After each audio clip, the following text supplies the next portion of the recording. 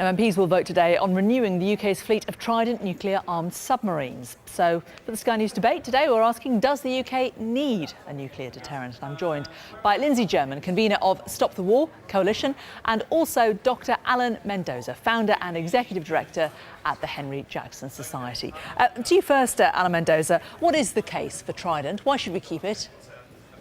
Well, I think it's very obvious that there is a multiplicity of new threats, let alone existing ones, that are emerging all the time in the world. It's a most uncertain place. We absolutely need to retain the ultimate deterrent in order to defend our national interests. And this is particularly the case now, given the recent vote to leave the European Union. We can't rely necessarily anymore on collective security within the European Union on that part. We can't rely on, say, the French nuclear deterrent. There are long-term question marks about whether the Americans would indeed protect us as well. As we are charting a new independent course, it makes sense that we have to also have the ultimate in security available in order to defend this country. OK, let's put that to Lindsay German from Stop the War. I mean, that's a fair point, isn't it? We're more on our own than we were before. We need to defend ourselves. If you actually look at the threats that the government itself says it's facing and its advisors say they're facing, they're not to do with nuclear war. They are to do with things like cyber warfare, terrorism, the many, many threats that we face today. The sorts of wars that we're talking about will not be dealt with by nuclear weapons or by renewing Trident. In fact, what this debate about today is really about is a political debate. It's about Theresa May saying that she's a Prime Minister who's prepared to make these sorts of decisions. And of course, it's about trying to exploit divisions inside the Labour Party. And I think it's a vote which solves nothing, which does nothing. There'll be nothing changing as a result of this vote. And it seems to me, given, as you've just said, the question of Brexit and the problems that face this country and the very, very big challenges that face this country, it seems to me absolutely ludicrous that this should be a debate which is tabled for this week just before Parliament rises. OK, well, a couple of different points there. Let's pick through them. Alan Mendoza, first of all, what about the point that the threat has changed? We're not going to defeat ISIS with a nuclear weapon, are we? The threat to the UK is now much more terrorist-based than state-based. So isn't Trident an old-fashioned deterrent? Well, I think it's a terrible mistake to focus on just one threat. I was in Moscow last week as part of discussions between Europeans and Russians. A lot of talk there about the loose talk Russians have been making in recent months about nuclear strikes, about simulated nuclear strikes.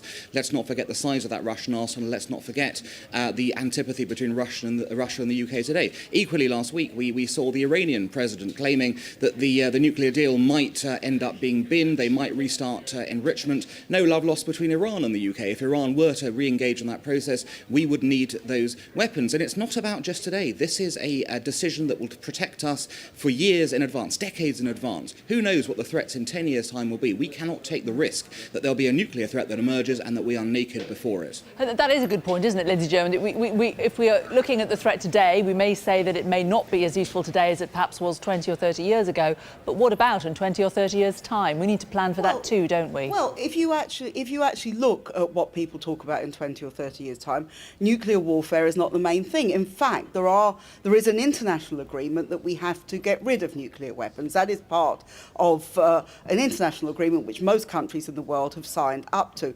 It's already been agreed that Iran is not building nuclear weapons and has agreed not to do so. The idea that Russia is about to attack us with nuclear weapons is simply not the case. We're talking about, if there are threats of war, they are to do with very, very different sorts of war. And, you know, to talk about spending 200 billion, which is what the latest estimate of what this will cost, 200 billion pounds. Well, that's what CND estimates. The government estimate's a bit lower, isn't it? Their estimate's about 167 billion.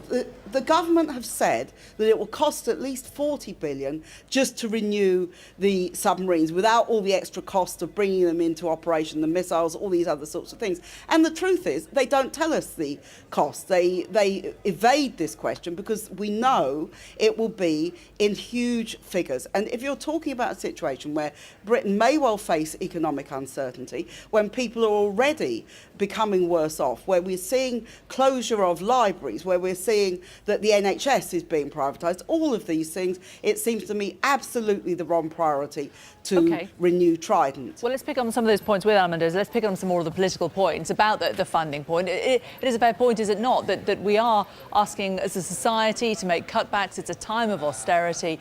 How much this will cost is uncertain. It's a huge amount of money. Couldn't it be better spent elsewhere in the UK? Well, as with all figures, there are lies, damn lies and statistics, and this is one of those statistics that often gets put into the wrong context. That is a lifetime cost that you have corrected Lindsay on. That is a cost over the lifetime of that programme. It is not money being spent now.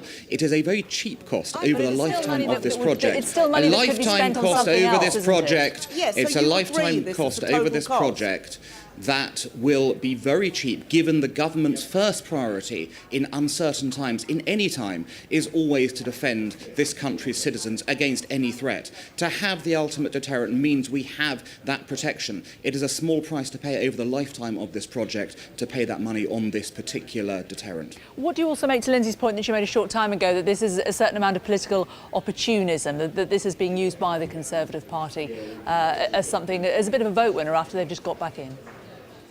Well, I think everyone knew that the vote was going to take place at some point this year. There was talk, actually, it was going to happen earlier in the year. And may I remind everyone, the Labour Party's official position in its sort of manifesto and beyond, which hasn't been changed, is to support Trident as well. So there is cross-party consensus on this, and I expect it to pass quite substantially.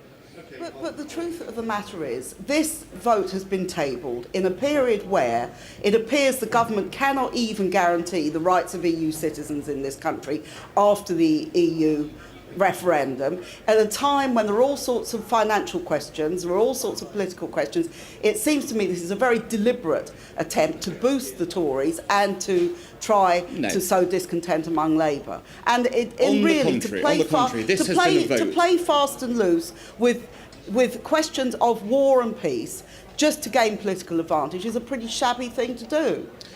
This debate has been on the cards for months. All parties have been aware it's been on the cards for months. There have been discussions and debates at national level for months on this. To suggest this has been suddenly pulled out of nowhere to appear on the legislative agenda is nonsense, I'm afraid. We've only got 30 seconds left. Lindsay German, just to your final thought. If there isn't Trident, what in your mind is the alternative? What other deterrent can the UK have to keep itself safe?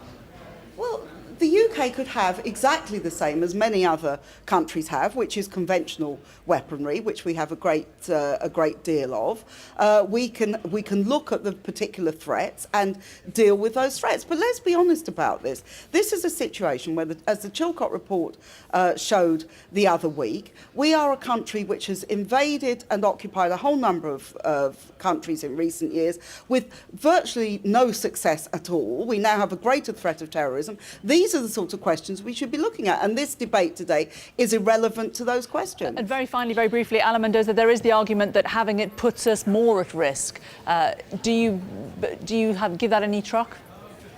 No, absolutely not. It's been proven over time that the possession of nuclear weapons diminishes the possibilities not only for countries like us of being attacked, but also of others using them for fear that we would respond in retaliation. So on the contrary, the doctrine of mutually assured destruction has been proven over the Cold War beyond, and it will continue to be the case if we do indeed vote, which I expect, to retain Trident. OK, Alan Mendoza and Lindsay German, thank you both very much.